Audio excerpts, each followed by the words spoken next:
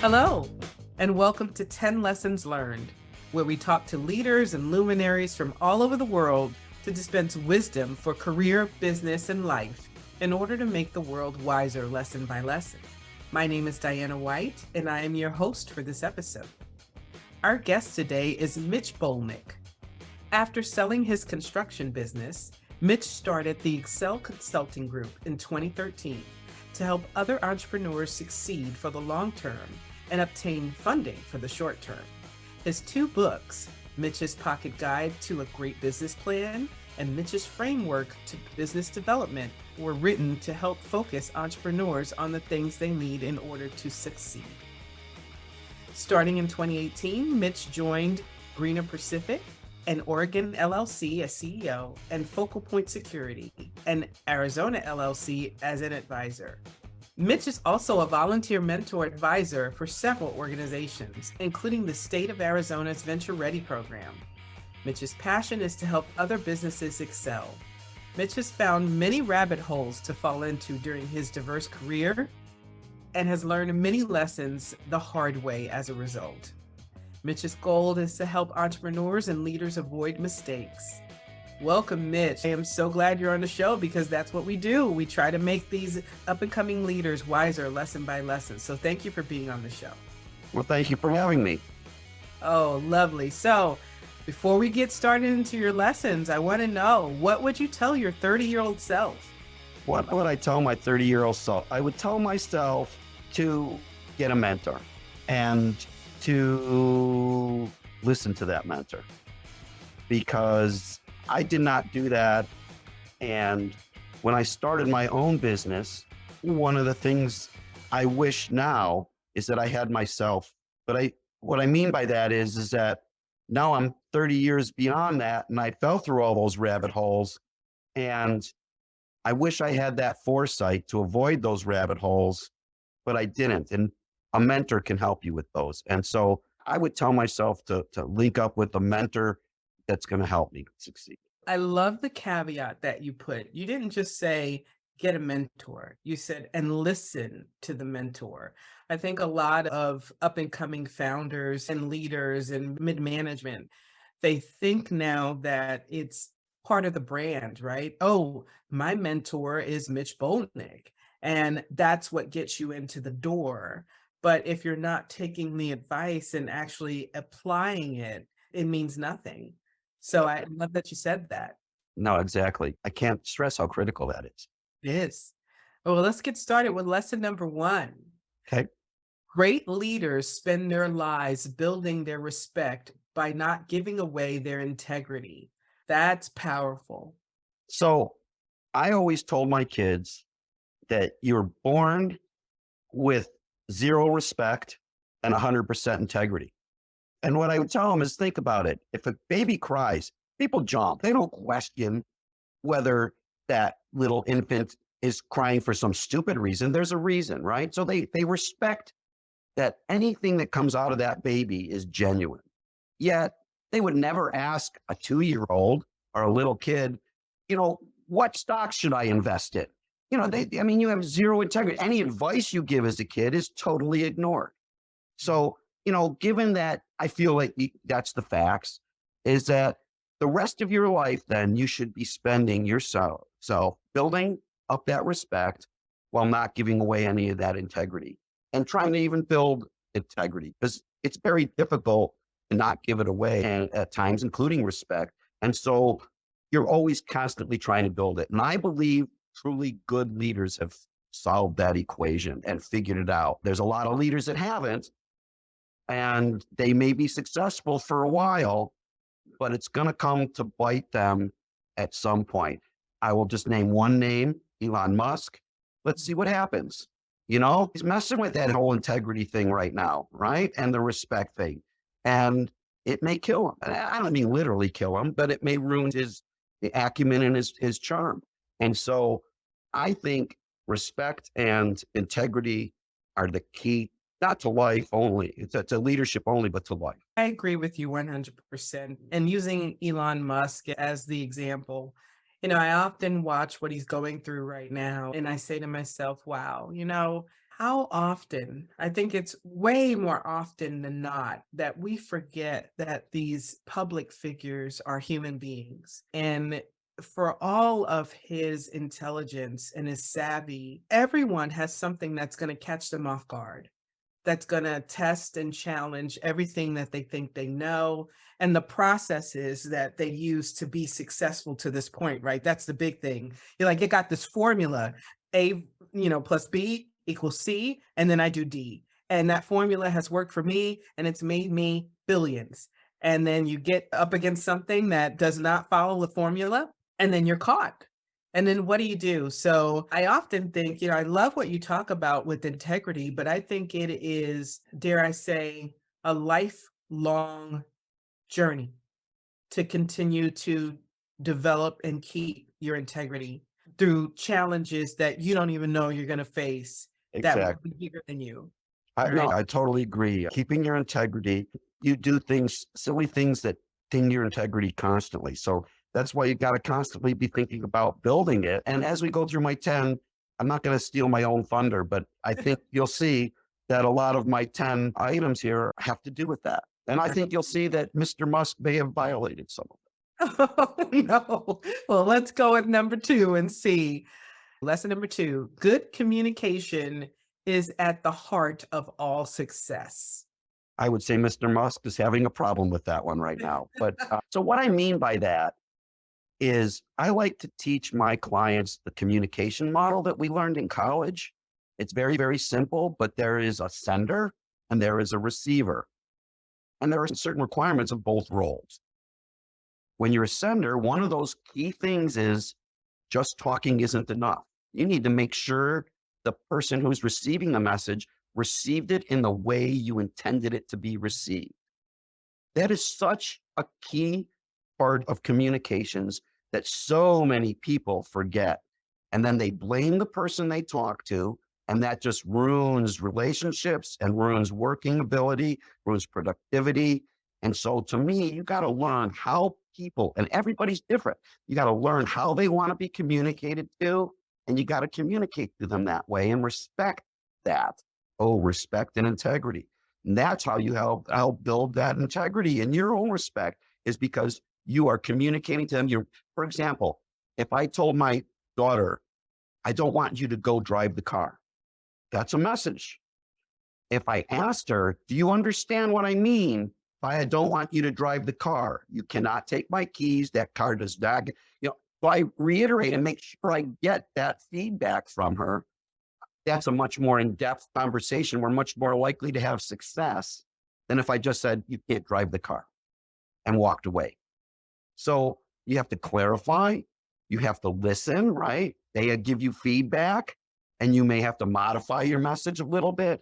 But to me, understanding that model and following it is an absolute key to leadership, to life, and to building respect and integrity. Absolutely agreed on that one, for sure. Lesson number three, balance life and work. Now, we hear this buzz term a lot, Mitch. We've been hearing it more and more with the women's movement and, just the world in general.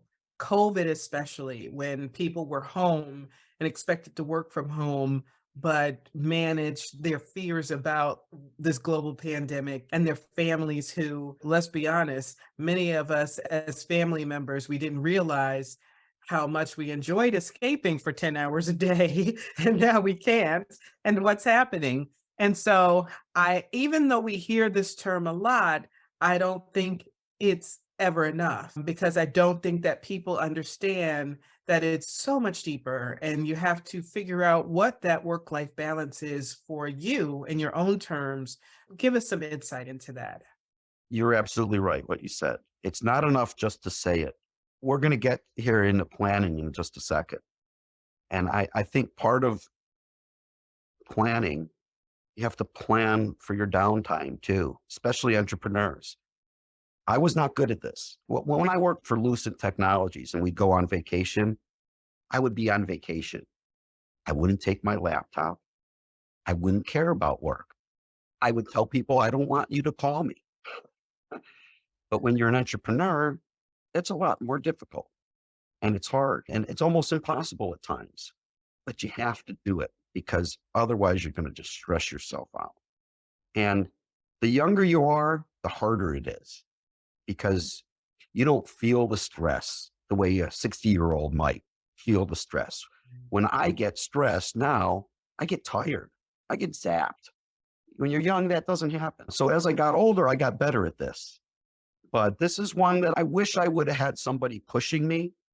And I would argue a spouse is a good place to listen more and get them to push you and not get annoyed at it and realize you got to realize that it's for your own benefit. So when I owned my own business, we would go on vacation. I had my laptop with me every morning, reading emails. Okay, we're going to be going to the beach at noon.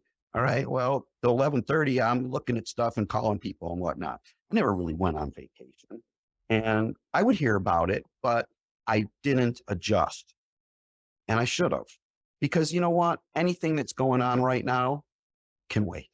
It really can. No one's going to die. Well, I suppose if it's a medical emergency, I shouldn't say that. But, or if you're a doctor or a physician, maybe I'm wrong. But most things can wait. And so, even if you're on vacation and you can't take the whole time off, take a day or two where you just do nothing and expand that. And I think part of it is you have to plan for that. In other words, if I'm planning this meeting, plan for downtime, block your whole calendar out, do stuff like that so that no one else can ruin that for you. Do you think in some cases with couples and partners, the person that is doing a lot of the work and has to work because of the nature of being an entrepreneur, so do you think that they look at their partner instead of someone that is holding them accountable, right? Maybe perhaps a mentor in how to enjoy life, because it's what your family is supposed to be, right? They're supposed to be a window into, this is the only life I get, I need to enjoy it. They see them less as a guide in that, an accountability person, and more of a, "Ugh, you're another chore, you're another task." You know, I've been very lucky. Sunday's my 40th anniversary, wedding anniversary. Oh, Um, congratulations. so I've had a strong partner who I could rely on to help me with that. Although I, like I said, I didn't listen very well, but she did her best. I think that there's something to that, that yes, you look at them like, oh, you're just saying that. And so maybe the spouse isn't the best person. I also had my brother he was a lawyer. He worked hard, but he also, on weekends, he didn't work for the most part. And, so he'd be like, why are you working? When I owned my own business, Saturday and Sunday was my catch up time. I worked 10 hours a day, Saturday and Sunday, because no one was bothering me during that time. And I could do all the things I really needed to do that I meant to do during the week, but I forgot around to. So getting help, hiring help is a wonderful way to balance work and life too. You can give some tasks, trust other people, hire people you can trust. We're going to talk about that, but get rid of tasks. You don't have to do everything. You can trust other people. That's a hard one to learn. Agreed. Lesson number 4. Loyal customers are the key to long-term profitable success. I believe that. I don't like customer satisfaction. I believe there's a book called Customer Satisfaction. Customer satisfaction is worthless. Customer loyalty is priceless. Ah, And I read that book right before I started my first business or bought my first business after I got laid off from Lucid. And I implemented a lot of the things in that and I come to believe in them. To me, a loyal customer, first of all, let me define loyalty, is someone who every single time they're in the market for your product is going to come to you. And every single time they hear somebody else who needs your product or service, they're going to say, you need to go to Mitch. They become evangelicals for you because the service you gave them was so darn good, they became loyal. I am a very loyal customer, but as soon as you piss me off, boom, I'm gone. say, And I'll tell everybody about you. But as soon as you piss me off, I'm not going to tell anybody about you. As a matter of fact, I'll probably tell people how you pissed me off and why they shouldn't come see you. And so think about that. If I could have a group of people out there that I've gotten to become loyal, they're the best marketing you have out there. And so to me, having loyal customers, no matter what the business, is the key. And I say to profitable success, because generating true loyalty requires a lot of things, more than just giving the best possible service. That means having well-trained people who know what that means, a team that's working optimally so that when that person comes back, they get the exact same level of service that they experienced that brought them back. And if you can't do that time and time again, the probability of them becoming loyalty diminishes or becomes non-existent. And so you have to have good processes in place. You have to have good training in place. You have to hire the right people. You have to have a plan to make sure all this works. You have to have metrics that you're measuring yourself. So there's so much that goes into that, to generating the loyalty. That's why, to me, it is the absolute key to profitable long-term success. That makes perfect sense. It really does. Lesson number 5, still with loyalty. Loyalty comes from trust. It's simple. I created what I call Mitch's hierarchy to loyalty. Kind of follows Maslow's hierarchy of needs, right? You're never going to seek safety even unless you've solved your hunger needs as a human. And once you solve those, you'll get safe, but you'll never seek friendships. That's Maslow's hierarchy of Right. human needs. Well, I kind of created my own. And at the bottom is trust. Is trust. Somebody decided to come to you because they read something or saw something or somebody told them, go see Diane, right? But all the things I just talked about are in the hierarchy that build that loyalty. And at the top of that hierarchy is trust again, because it's all the things in between that fosters that initial trust they got to come in that makes them realize I made a good decision. And now that trust gets them to come back. And then because they trusted that they're going to be able, for whatever you did, you built that trust to get them to come back. And now if you're able to give them that exact same service, you build upon that trust. As you build upon that trust, they become loyal. And that trust is really what gets them to tell other people about you. Because I'm not going to tell somebody about somebody that I am not absolutely sure is going to give them really good service, because I don't want to make myself look better. I don't want a friend of mine to have a negative experience. So that's why I think trust is so important, and that loyalty really comes from it. I wholeheartedly agree. I tell founders all the time and Salesforce people, there is a phenomenon that happens in a transaction. And actually it isn't even regulated to sales. It's life, it's interactions. Human beings interact with each other. And you need 3 fundamental things. You need know, KNOW, know, like, trust. They have to feel as if they know you in order to figure out if they like you.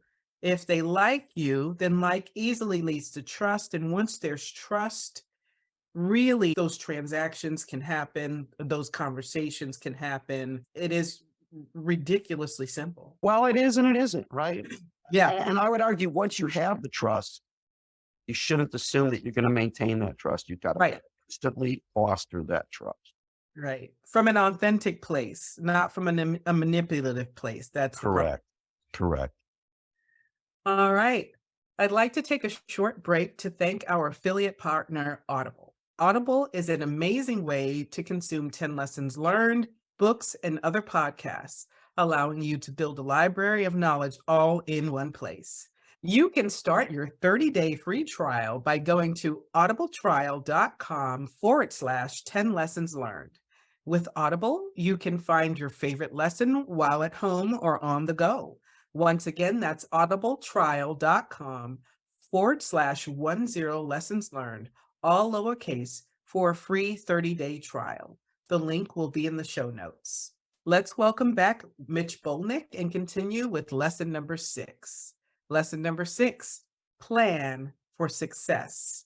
Pretty simple words. They are simple words, but no one does it.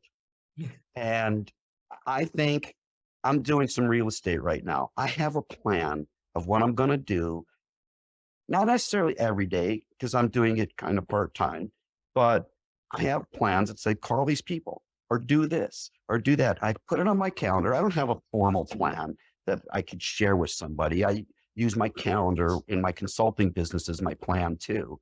But I put those things out there, and I, at the beginning, on Friday each week, I look at next week, what's going on. I adjust the stuff I need to adjust. I add the stuff that I think I need to add. And that's my plan. As you grow a business though, and you become bigger and you have employees and the more and more people, that's not good enough.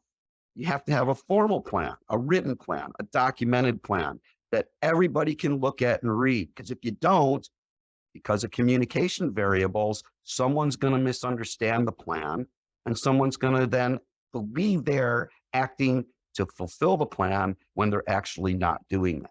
So having a written plan is important for many reasons. One, once you document something, you internalize it much better than if you just think about it. Plus, when I share it with somebody, it's the exact same words everybody's seeing. So I'm not telling Bill over here the plan in one way and Joe another, and they've now interpreted it in two different ways. So they think they're off doing the same thing, trying to meet common goal, and they're not. So having a documented plan to me for every business is important. How formal it is depends on what your needs are. Obviously, if you're going to seek money, you better have a business plan. And the plan shouldn't just be a pitch deck. It needs to think about things, and we'll talk about some of those, but it needs to think about positives, negatives, needs to think about processes, the type of people you're going to hire, the type of environment you want to have. Every aspect of a business should be thought through and documented at some level so that you could share it with others as you grow. And the bigger you get, here's another key to planning for success, the more people need to be involved with creating that plan. You can't just create it yourself. You need to involve the people who really are there every day doing whatever that is, the finance department, the sales department. They need to be involved in developing that plan because A, they'll internalize it better. B, they'll buy into it better if they have some input into it. And C, you have a better chance for successfully implementing it and meeting your goals. So I think that's what my books are really about, is planning. Is how do you document it, and what should you document, and what should you research and understand? So powerful. And again, going back to the conversations that I have with my founders, right? Especially, you get to a point where you're so vested and you're so protective over your baby that you cannot see anyone else doing anything but you. And, I always use coding as the example in the analogy. And I always say to them, okay, would you spend time learning how to code so that you can build your own website because you know how it needs to look? And they go, well, yeah, absolutely. I mean, I'm in this. I'm going to do it, whatever it takes. I said, okay, so you spend time learning how to code and you start coding your website. Would you then hire a coder or a developer to run your business? And they go, well, no, that's insane. That's ridiculous. I run my own business. I'm the only one that knows my business. I said, so does it sound a little off to you that you're willing to spend all this time to learn how to do somebody else's job when you already have a job? And you're the only one that can do it and you know it better than anybody else? Why don't you just pay the coder and the developer to do what they know how to do better than you do? And there's Which really, usually no argument. There's usually but you know what, that brings up a really good point. And the answer is the why is money. yeah. But you know what? Money's the key. I hate to say it, but if you don't have money, starting a business is a really tough thing to do. And that's why 9 out of 10 businesses fail, is because it's a resource thing. And you have to have enough money to hire the people who are the experts on some capacity, if not full time. And then you have to have a plan to merge that into full-time employees at some point that makes sense. How do you do that? You project financials. That's a plan. You need to do those things. And it amazes me time after time how many, not just entrepreneurs, I meet with a lot of small business owners that don't even understand what I just said. And yet they've been running a business for 10, 15 years. And really what they do is they own a job. They created a job for themselves, and it's not a real business. And it may not even be saleable when they're done. And that's fine if you're happy. But then if you want to really take it to the next level, you need to do the things that we talk about when planning. I want to reiterate that, viewers and listeners, I want to just re-say that one sentence. Some business owners just own a job.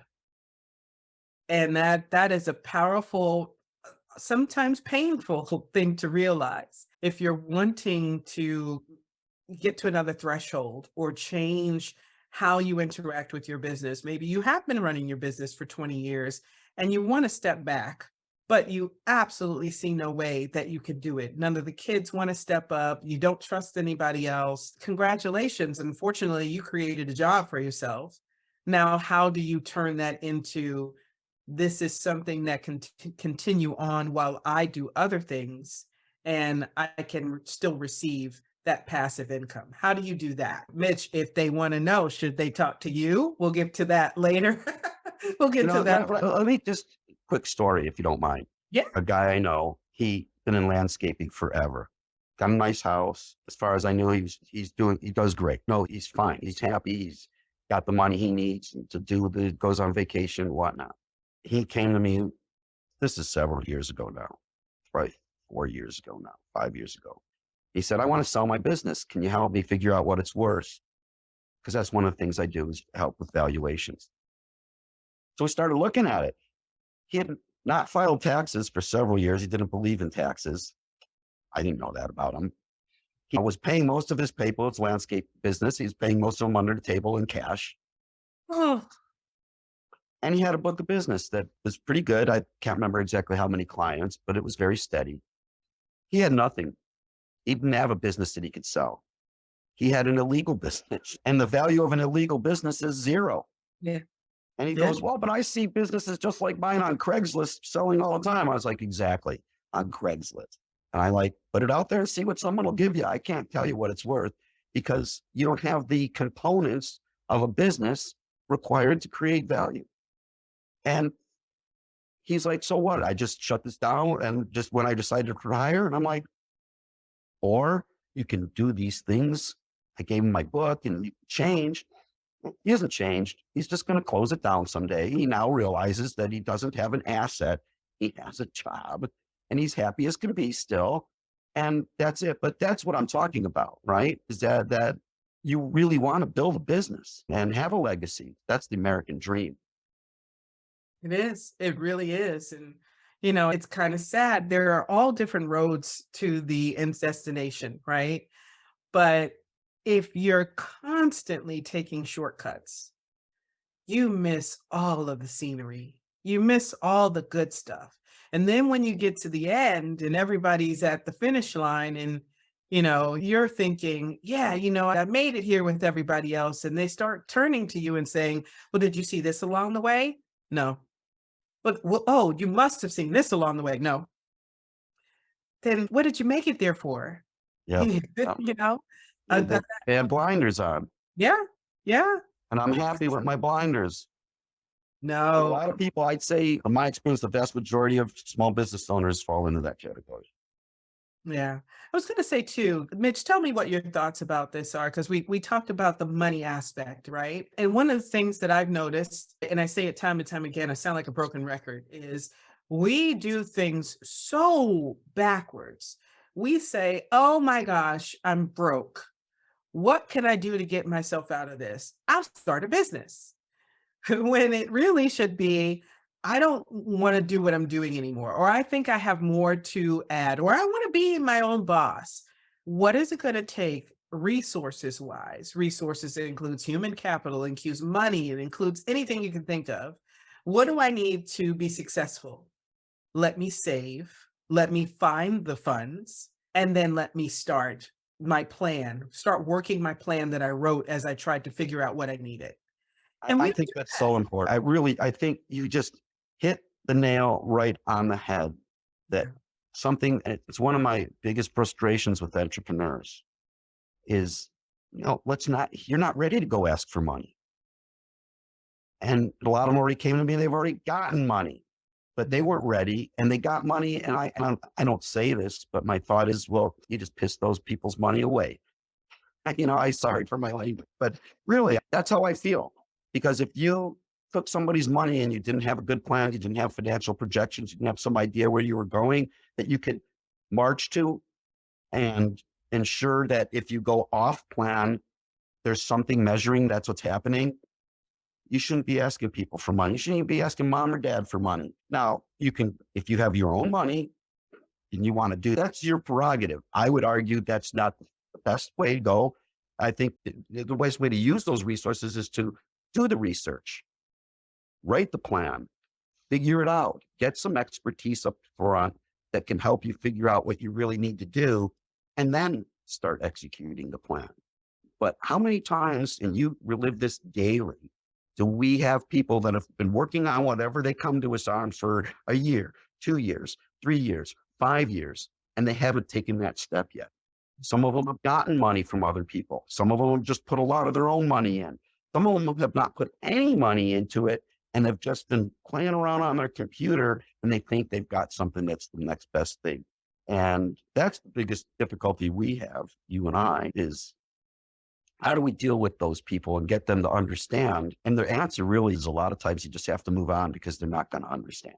I also didn't realize until I stepped into this universe, this world of entrepreneurship, I didn't understand how many people, whether they know it consciously or not, are really in it just to be the shiny, sparkly, I've got an idea entrepreneur. And they are not in it in no way, shape, or form to actually build and run a company. They just love going to these events, being a part of these groups, getting that funding to say, I've got this thing. Look at me. I've got this thing. And I was shocked at that because I come from a world of, yeah, I think we're both East Coasters, right? I come from a world- Midwest, yeah, Chicago.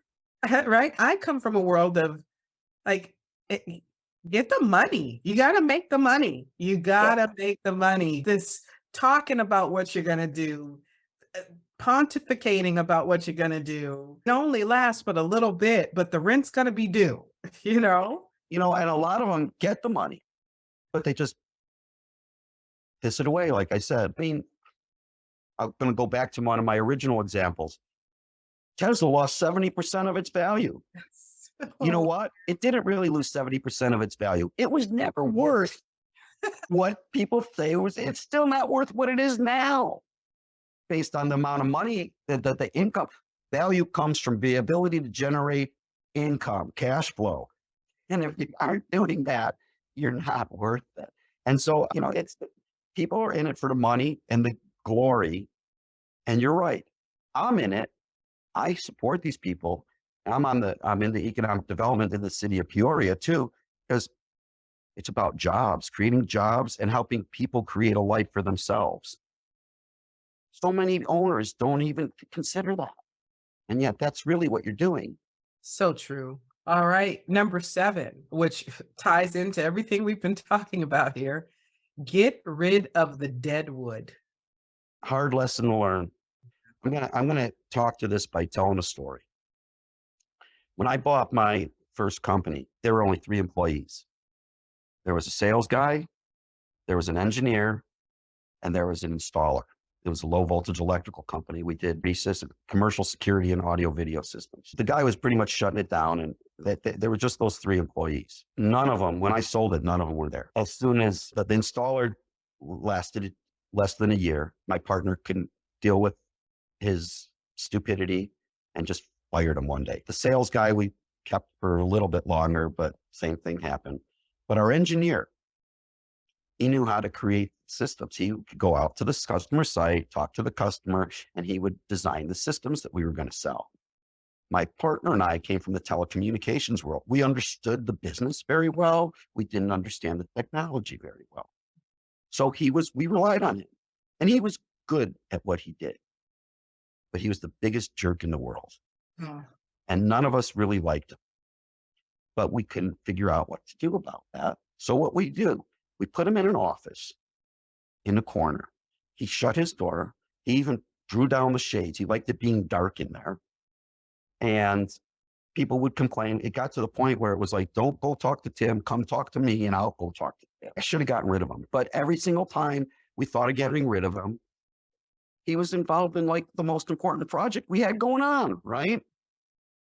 Finally, we got up to the level of revenue where I could afford a second engineer. And we hired a second engineer, and he was really good. He had to learn a little bit, so he had a learning curve, but he wasn't the jerk. As a matter of fact, he was the opposite. Very good skills, interpersonal skills. And fast forward a little bit, we get this huge job. It's our biggest job ever. Our biggest year ever was $3.1 million. This is a $4 million contract that would have been done in 9 months. So we would have had an incredible year. It was with a customer who was extremely loyal to me already. I was their sole provider of security systems. It was a casino run by the Indians. Came to the point where they wanted to meet our whole team. So they wanted to meet the engineer who designed it all. So they had to go in front of them. And I told the engineer, dude, just don't say anything, please. Unless they ask you a specific question and I give you a finger like this, I don't really want you to say anything because I'm worried there's cultural issues here. Yeah. We got to really respect that they're into saving face. He just laughed when I told him that. And I said, that's my problem. Is that you don't get that and it's important to them. And so we sitting in there and one of the tribal members, one of their key technical person said something that was just wrong. And so my guy chimes in, says, no, that's not right. No, you don't understand. Goes into this whole diatribe about it. Well, guess what? We lost that job. Oh. And we were bidding a manufacturer who only had 2 installations in this country. And we were the representative here in Arizona, their sole representative here in Arizona. They ended up bringing in one of the representatives from California who ended up doing that job with that manufacturer. So they bought the equipment we told them they should buy, but they didn't hire us because that guy pissed them off and they told us goodbye. And I lost a $4 million deal that I had in my pocket. That day, I fired him. And you know who I was mad at? Me. Yep. Yes. Because shame on me. I should have fired him years ago and just bit the bullet, and I didn't. And so when I came back to tell my partner what had happened, he wanted to go rip this guy throat apart, right? And I was like, no, I already did that. He's fired. He's backing up his stuff right now. And I told my boss, I said, you should be mad at me and we should be mad at each other. You should be mad at me because you've told me many times you hated this guy. We should get rid of him. And yet we've always agreed that we should. And now we can, and I did. And we just, it was tough getting rid of him, but it's a long story for me to make a point. Get rid of your deadwood. I can tell other stories where I let people wax and stay, and it bit me in the butt later. And the lesson, and now when I'm working with people, I just tell them, get rid of them. And if you can't literally get rid of them because they're doing stuff that you absolutely need, then let's figure out a way, find somebody else that can do that, either currently in your corporation or find somebody quickly that we can replace them with. And let's get a plan in place to replace them. And I think 2 things, listeners and viewers. So the first thing we'll talk about is that dead weight or dead wood. So many people equate that to someone who is not doing anything. And that is not what this is about. This is an entity, a person, a group that is not bringing all of the positivity and the A game that everybody else in the organization is bringing. They could be the hardest worker, but if they're a jerk, they're messing with the morale of the organization. That is dead weight. They could be the greatest person in the world, the person you want to invite to every picnic, every barbecue, but they don't do their work. That is dead weight. There really needs to be a balance. They Yep. need to bring all of the things to the table that fit your company culture that you stated when you made your plan. Yep. Yep. It's kink in an armor, right? That armor could be all shiny and one little kink, the bullet gets through there, right? And that's what I'm talking about. His kink was he was a jerk. He was a great engineer, but and he was a jerk and he was a stubborn engineer who believed he was always right. So now you could try and train people, right? And that's what I figured is I could get this guy to change. Some people change. The older you get, the less likely you are to change. Yeah. And so that's not always the case. I'm not saying just fire somebody because they did something wrong. Get me? I want to make that clear. You need to give people leeway and people learn from mistakes. But, I let this guy sit in this dark office for years. And Yeah. that was my mistake. And that was my mistake. So I think it's a good lesson. It's a hard lesson, especially when you're new and you're only got 4 or 5 employees. It's hard to get rid of that one, but do it. Yeah. And also, I want to touch base on culture differences in business. I sometimes am disheartened, especially when we deal with the native population. Here in Arizona, we have a lot of native populations that are doing amazing things and coming up with great ideas. And you do have to have meetings sometimes, and you have to have meetings with the tribe and the elders. And there is an etiquette, there is an absolute etiquette. And I will see organizations, I will see them drill their employees on how to deal with the etiquette when they're dealing with a conglomerate or a company that is from Asia. Oh, yeah. Take the business card with both Take the hands. business card with both hands You and know, look at their business card, both sides. right.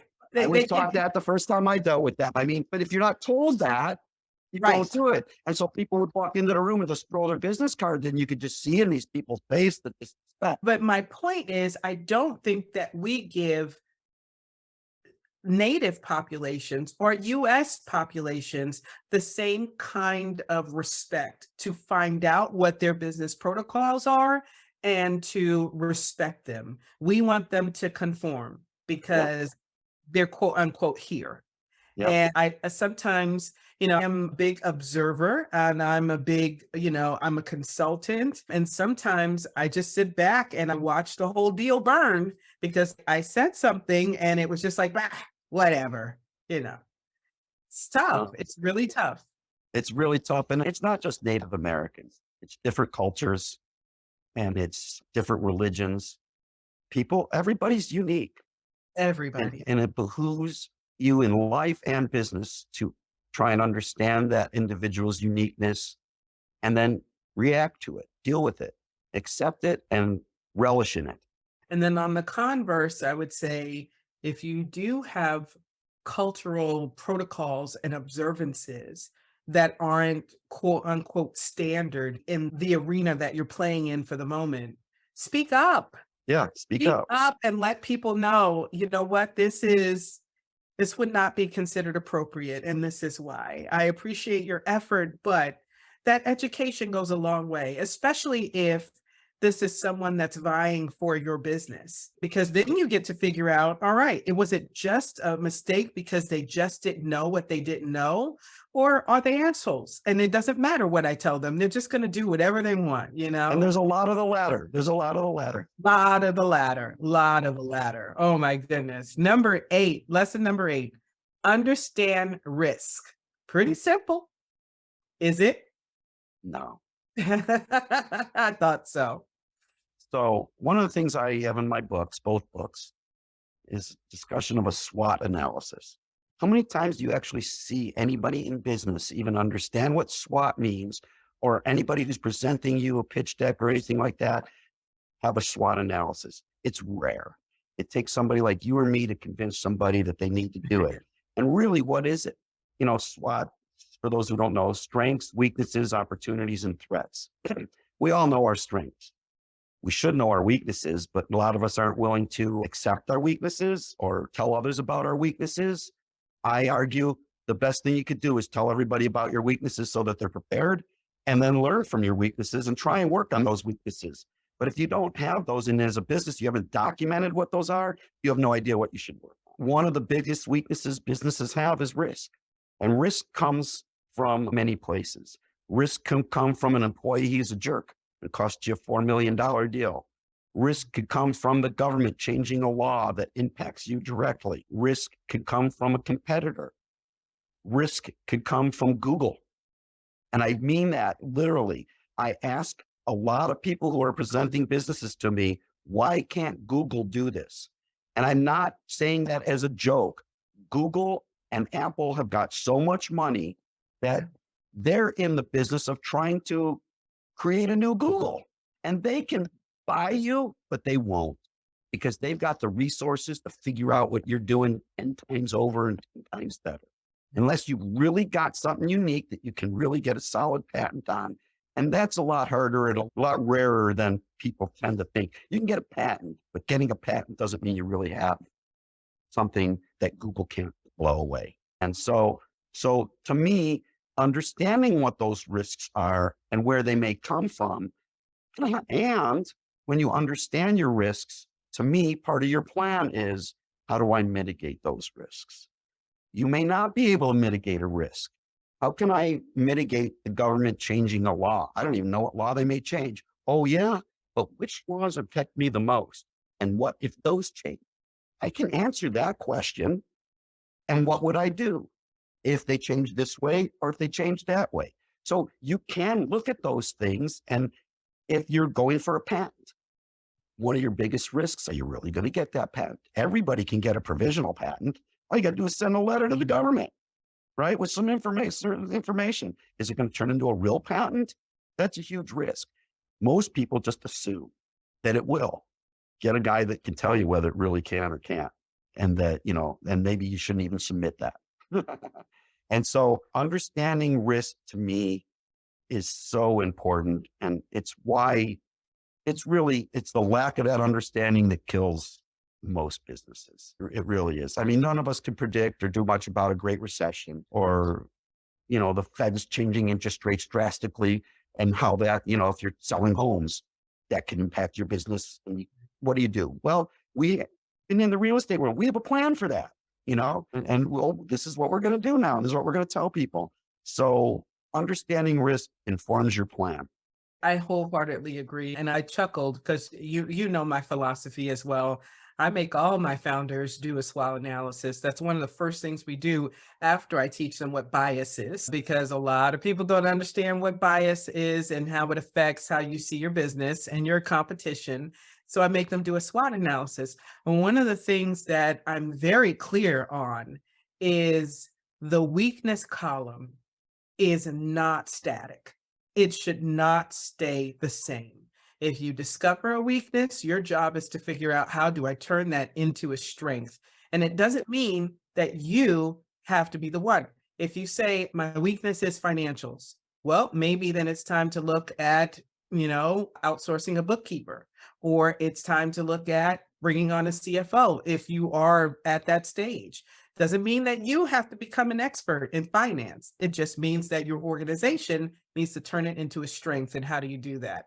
And it's hard. It's hard to get people to see what those strengths and weaknesses columns really mean. Yep. No, I agree with you. I like that you say they're changing, because if they're not changing, you're failing. Yes. Yes. You're not implementing your plan, or you haven't written your plan, documented your plan, or created your plan appropriately. Same thing with threats. Threats are constantly changing. And threats, to me, the difference between a weakness and a threat is a weakness is something that's inherently built into your business that you can work on. A threat is something that comes from left field and it's going to hit you in the head. And, that poor guy in that football game the other night, that's a threat, right? Yeah. It can knock you out like that. And if you don't know that's a possibility, that could just devastate you. Now, that's a weird example because that was such a freak thing. Right. But I would argue that when you're sitting there comfortable in your C-suite, one of the things you should be thinking about is where are those threats going to come from and what they look like.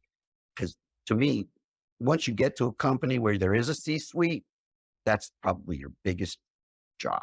You've nailed it on the head. That is absolutely true. Once you have a C-suite, if you are fortunate enough to get to that level, the entire C-suite's job is working that SWOT and making it the best it can be for that particular point in time and having plans A, B, C through Z for what could happen. So I always say the weaknesses are internal, opportunities and threats are external. You can't control them, but they can have a positive and or negative effect on your business. You have to deal with all of them. You have to Yep. deal with all of them. I'll change that just a little bit. Opportunities are external, but they come from within. Yes, because you have to Because you have take to it. recognize it. You have to do something, take advantage of it. Yes, absolutely. Absolutely. Lesson number 9, don't dwell. Life is like riding several roller coasters at the same time. You're not kidding about that. I'm officiating my son's wedding at the end of this month, and I've weaved that roller coasters into what I'm saying because I believe it. Life is roller coasters. You got some that are going up and a lot of anticipation. You have some that are plunging down. You're scared out of your mind. You have some that are just going along and you're just having fun. But they're all happening at the same time, and that's called managing life. Same thing happens with business. Your business has its own roller coasters. Each individual that works for you has their own roller coasters. Every customer has their own roller coaster. And when you start thinking of that term, it gets pretty complicated. But what I really mean by this is the first 2 words, don't dwell. So when something bad goes wrong, don't let it crush your day. It's just another thing that happened. Figure out what you're going to do about it and move on. Get action in place as soon as it's needed to be in place. But that's a really difficult thing a skill that's difficult to develop, I believe. So what I learned is that the way you can control the negatives, your emotions towards negatives, is to control your emotions towards the positives, because that is something you can dwell. So when something good happens, instead of getting super excited, curb that a little bit, because that'll help you start teaching yourself how to curb your emotions. So when I first owned my first business, for every time I got a job, I'd make a big deal about it. I'd yell out or I'd go put something out, and after a while, people are like, we get it. We get it. But I learned that by doing that, I wasn't curbing my own emotions. And that if I just said, we got a job, good on you, maybe send an email to the person who landed the job, good on you, didn't have to make a big deal out of it. And that helped me then curb my upside emotions. And I'm not saying this is an easy thing. When bad things happen and you're going to get bumped. But that's what meant by this statement of mine, don't dwell. Life is like riding several roller coasters at the same time. If you get on that roller coaster and just a lot of us get on roller coasters and we're just going to live through it and just enjoy it as much as we can, just do that. And you don't have to yell and put your hands up, but you don't have to freak out either. So that's what I meant by that. Well, if we could just change that analogy to like the children's teacup ride, I'm with you on that. I don't do roller coaster. I don't do roller Done. The older I get, I'm with you too, the less I like to roll. I know it's something. Lesson number 10. Now I love this one. This one is near and dear to my heart. Respect your elders. It's cliche, but listening to them might save you. We're all told respect your elders when you're young. And I believe that. And something happened to me, and I'm not going to tell the story, where I was older. I was about 35, 36 years old. So I wasn't an elder, but I had lived long enough that I had my own moxie and my own ways. Some guy much older than me started yelling at me about something that he had just no clue about. Somebody else had told me I could do something and I was doing it. And he's like, you can't do that. Blah, blah, blah, blah. And he's yelling at me. And I looked at him and I told him, listen, just because you're old doesn't mean I have to listen to you. Oh my. I said, he was being very mean to me. I said, I don't respect you when you talk to me like that. I said it a little differently because I said, I've always been told respect my elders, but just because you're old doesn't mean I have to listen to you. You're wrong. That man over there told me can go over there. He's wearing a police uniform. I'm going to listen to him and not you. And he didn't realize that. And he started yelling at me some more. But I went home after that trip And my kids were old enough. So I remember telling them about it. And I said, so when I tell you respect your elders, take it with a grain of salt. And then years later, I realized that that's just a really bad message, because that guy, even though in that case he was being a jerk, there are lessons. He was coming from a place that he had internalized and he had learned. And I was doing something that went against the grain, but I had been told by a police officer that I should do it. So I was comfortable that I was doing the right thing, but he wasn't aware of that. Okay. So I was wrong in how I responded, but that's when I realized that you don't have to respect them. The whole respect is different than listening and internalizing the lessons that they have. They're two different things. And that most people who are older than you have gone through things that you could benefit by understanding. And so that's why I modified it. I still believe that respecting your elders is a cliche, because it's the respect part of it. If somebody's a jerk, I don't care how old they are, what they've been through, I'm not necessarily going to respect that. But is there some lesson that they have within them? Maybe not that individual, but there probably is. And depending on the setting, I still may be able to learn something from them. And so that's why I came up with this thing that you need to listen, but you need to find that mentor. You asked me, what would I have to my third? Get that mentor, because that is somebody that you can trust, and then listen to them. And so, yeah, they may end up being politically opposed to you. So do I have to respect their political views? No, but I want to listen to them for the things that they have internalized that could benefit me and make me succeed. One of the things that I found in engaging with people older than me is, there are a lot of beliefs that you want to say, oh, come on, you still believe that? What is, and I really do think that in a sense, you're right, Mitch, that blanket respect gets in the way of pure communication that could be beneficial and educational for both parties. And so when Exactly. you have someone that comes to you that's an elder and they say, do X, Y, and Z, that's the way it should be. In my world, coming from, an African American Baptist family, it's in the Bible. Do it. It's in the Bible. That's what God said. Do it, right? And so you want to be able to say, I've had many circumstances when I've spoken to elder women, and I've realized their ire, their frustration because, this young whippersnapper won't listen to what I'm saying, has less to do with anything other than they just want to be heard again. Yep. They've been put on the sidelines because they're of a certain age, and the world doesn't see that they have value. And so they're screaming from the rafters, I have something to say. And if you just listen, it opens up a whole new world. Yeah.